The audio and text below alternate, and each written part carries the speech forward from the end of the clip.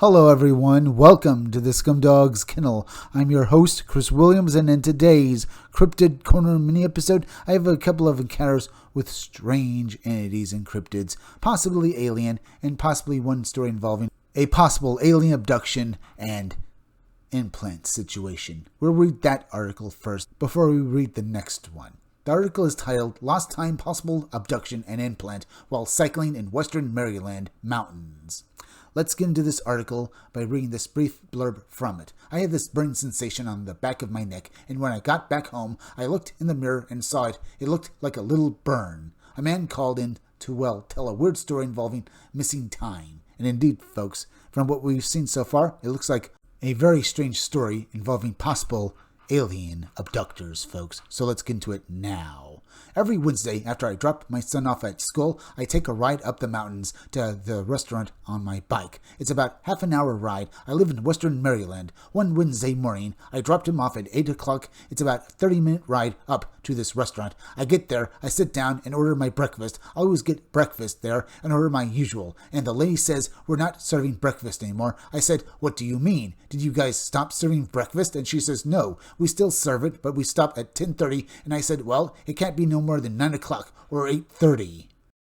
So it's been a while, folks, but it seems like this guy was abducted by aliens but has no idea exactly what happened to him. Literally, he has no memory of anything happening to him on his ride up the mountain. In most accounts we've read through lately, folks, the guys remember something and then they go home or basically, start to remember things right after. But here, this guy has no idea what happened to him and he doesn't know why he's, past the breakfast hour at his restaurant. So literally this guy has no idea what's going on and how much time has passed. This is very intriguing, folks. Let's continue reading it and hear exactly what he did next and perhaps hear how it affected him. Either way, let's get back to his story now. I pull out my cell phone and it's a little after 11:30 and I totally started thinking, did I drop my son off late for school? Then I said, nah, I remember all the cars were there. It was 8 o'clock. I went outside and I was just kind of scratching my head, getting ready to head back down, trying to make sure I didn't drop my son off late. I had this burning sensation on the back of my neck, and when I got back home,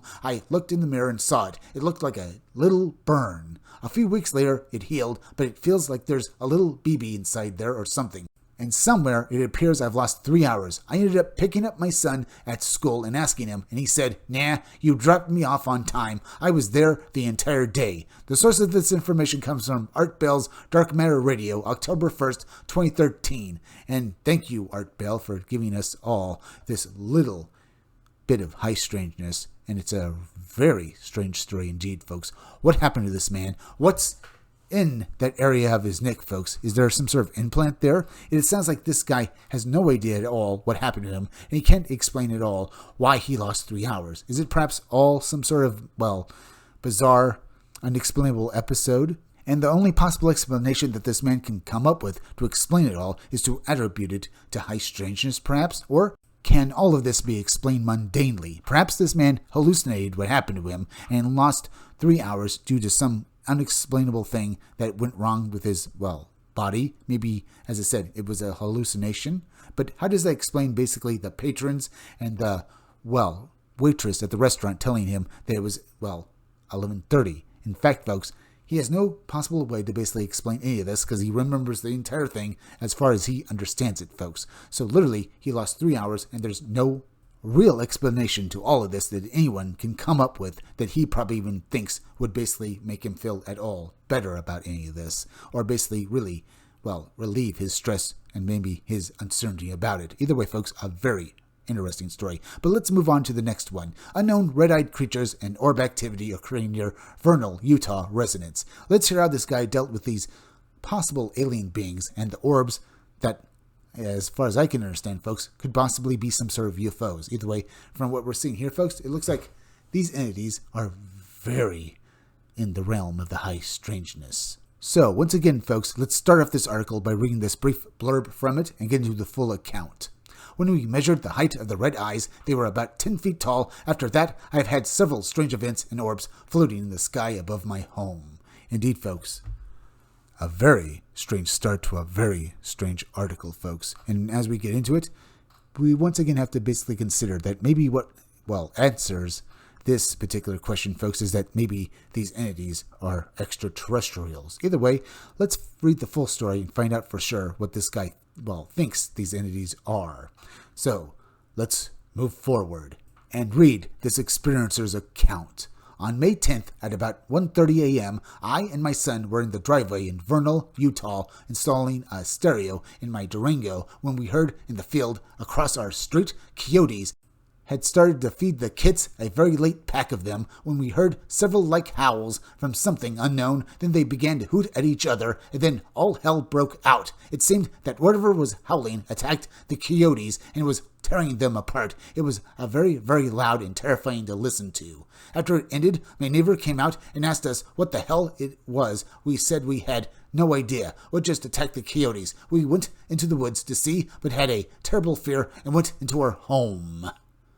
The next evening, it was raining a lot, and I had several friends over and told them of what we heard. So we all went outside to tell and show them about where it happened, and in the field were red glowing eyes staring right at us. I hit them with a laser pointer, and then from behind, the first being 4, then 6 more stepped out from behind it, and then they were like jumping and frolicking about each other.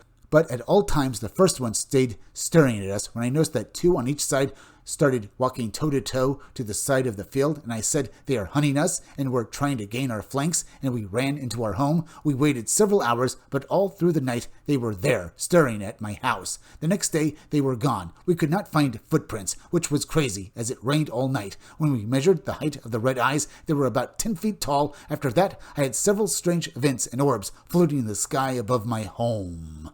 Certainly sounds like basically this is an alien encounter, folks, but it also sounds like these entities could have been pale crawlers. But either way, folks, let's read more of the story because it's truly intriguing. One night, my son and a friend and I witnessed one of the flashing lighted crafts land in the mountain range just above my home. I have been unable to shake the fear and uneasy feelings after these events. My dogs have several times run into my home and been scared and ready to attack whatever had spooked them. One night, a terrible swishing wing and a jet-like explosion blew through my yard, and a tree in my backyard that had fallen down was going in a south direction. It was picked up, turned 180 degrees, and sat down with no markings from it having been moved on the earth. I live in fear and unease. I can't even leave my house some days from the fear. I don't know what is surrounding my home and life, but it is getting worse. H.